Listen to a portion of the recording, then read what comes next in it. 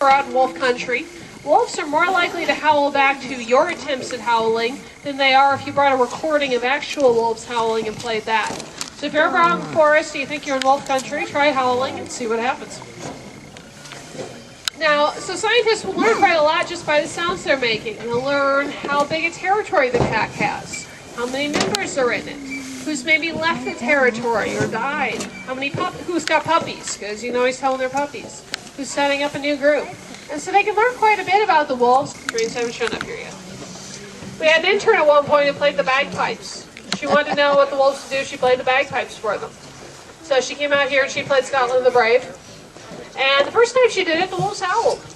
The second time she did it, they all lined up at the edge of the island and they stared at her.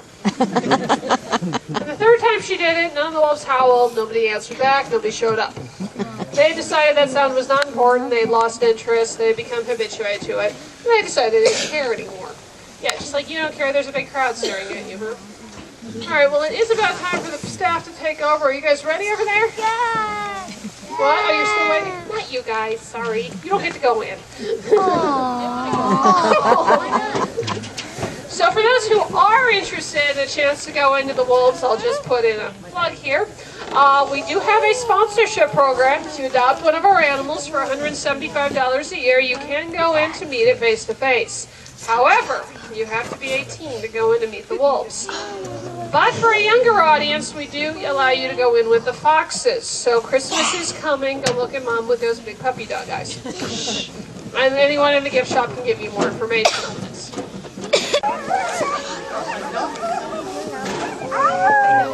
Can you see her now?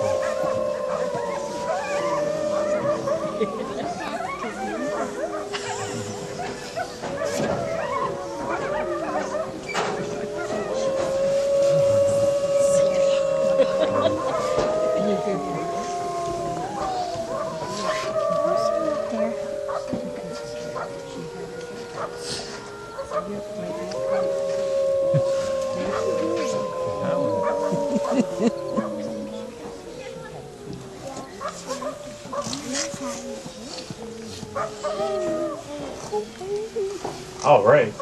To the squabble over East Lake.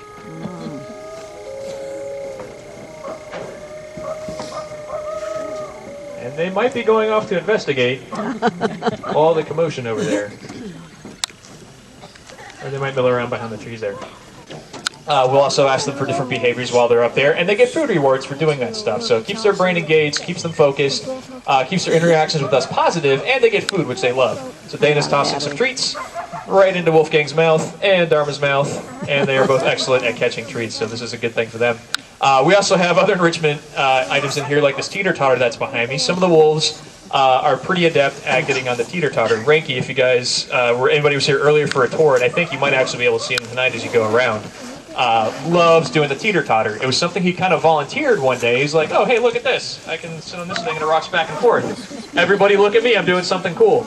And so we thought that was great, and we rewarded him for it. Dharma's also pretty good at it. She's been getting all four paws on and kind of going back and forth on it a little bit. Dane's working with her a little bit there. But that's something that's even more engaging for the brains, because now they got something that's moving underneath them that's a little more weird than just standing up on a log or sitting or doing something. And it can possibly make them aggressive depending on their personality. So I would not be staring Wolfgang in the eye. That would probably go very poorly for his and our relationship. Even through the fence, if I were to do something like that, he would sit there and go, well, you're kind of a jerk. Next time you step in here, we're going to talk about that. So that's something that, but that's not to say that you can't ever do it. So there's certainly circumstances where it's okay to make direct eye contact. Once you have a really good relationship with the wolves, it's okay under certain circumstances to maintain eye contact with them. A lot of times they're looking for some eye contact to get some direction from you. If you're asking them to do things, or if they're maybe asking you for something. Like belly rubs and things like that, they do solicit lots of grooming from us. But yeah, and generally you don't want to just walk up to a strange wolf, and even like a strange person. If you walk up to a strange person just like, gonna stare right in their eyes like that, that's gonna creep people out. And it's the same thing with the wolves. Now they do, when we look at their faces, and you'll notice even when they're interacting with each other, there's usually not a lot of super direct eye contact. It might be very brief if there is any. Or if you do see a lot of direct eye contact, you'll probably also see a lot of other posturing that goes with it, which says these wolves are about to have an argument over something.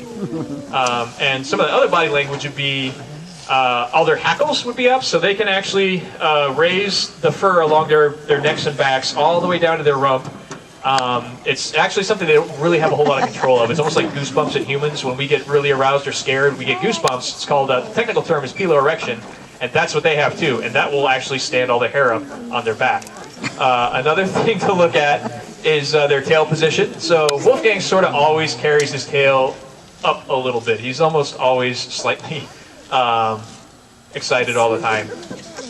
But when you see two wolves that are about to have a confrontation where one's not really backing down, you'll often see both their tails up, or at least both their tails are not neutral and relaxed. And Dharma now is enjoying a patch of something stinky that Tom probably sprayed. What do you have tonight, Tom? Obsession. Obsession. It certainly seems obsessive. So how many folks have dogs at home that do exactly that when they come across something absolutely disgusting? Yeah, right? The stinkier the better usually, huh? That is a behavior that is innate in canines, or at least in wolves and dogs and gray foxes, and red foxes as well, where they find a novel smell or really strong smell in their environment, and then they roll and roll and roll and get it all over their bodies. Anybody have any idea why they might do this? Okay, they might be leaving their scent behind. Anybody else? Got some hands? Yes, sir, back there. They like it? Because they like it? Yeah, that could be a good one. Yes, sir. You have an idea? No, maybe you have a question I'll come back to you later. Yes, right here. They're itching. They're itchy, right? That could be a reason.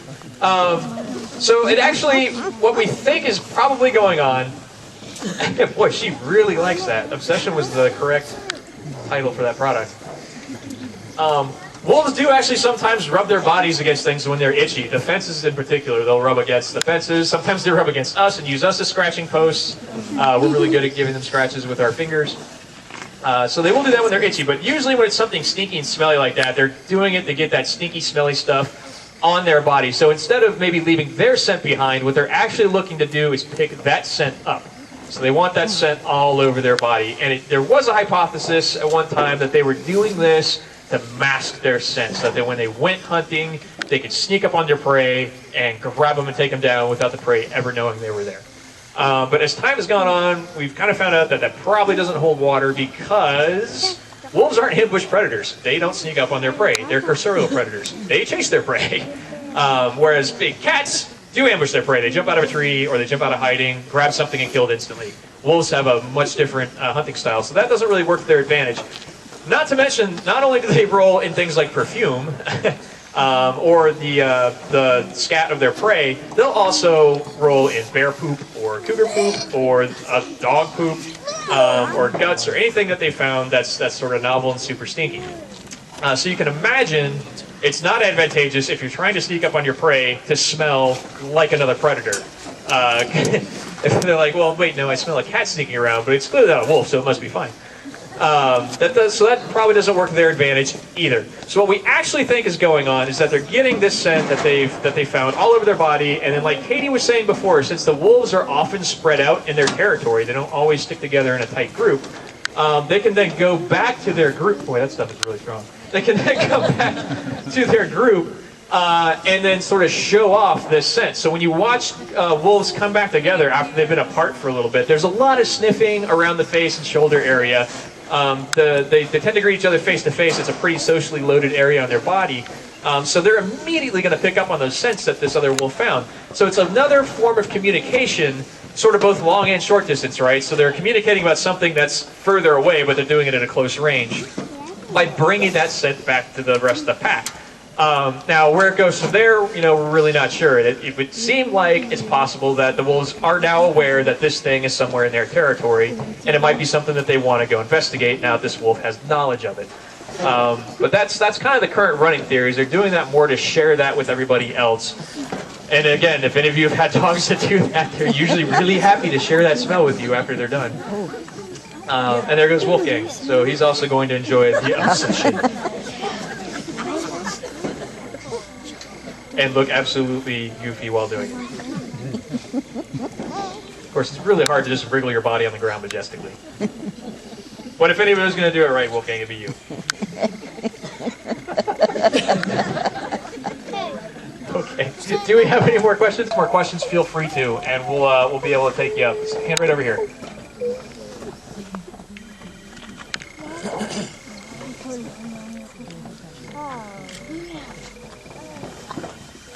Huh?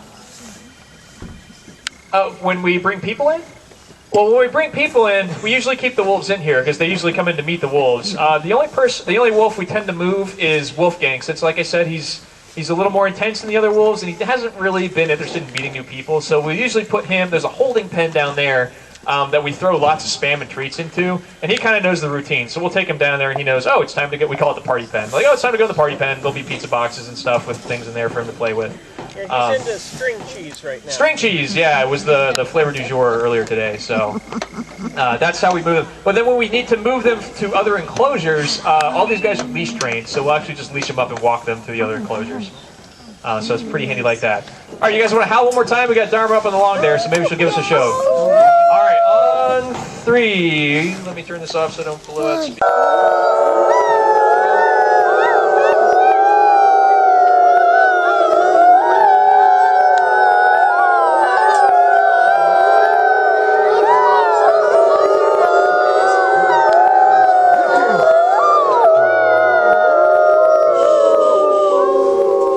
Put his hands down.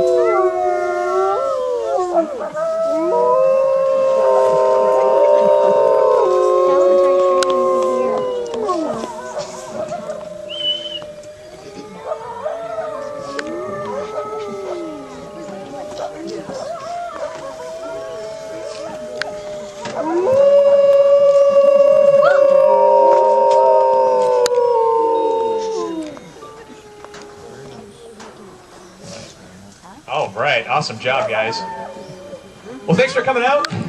We hope to see you guys again sometime soon. Dharma's not done.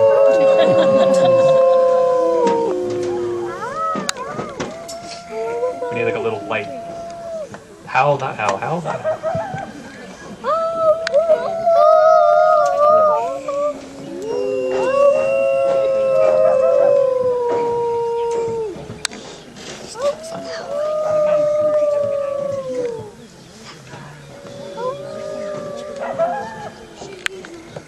Well, there's actually only one other wolf in here, and I'm not sure why he hasn't come up. He's probably just off on the other side and wants some alone time. They kind of tend to take breaks from each other. The rest of the wolves are over in our East Lake side, and they're in separate enclosures. They don't all get along.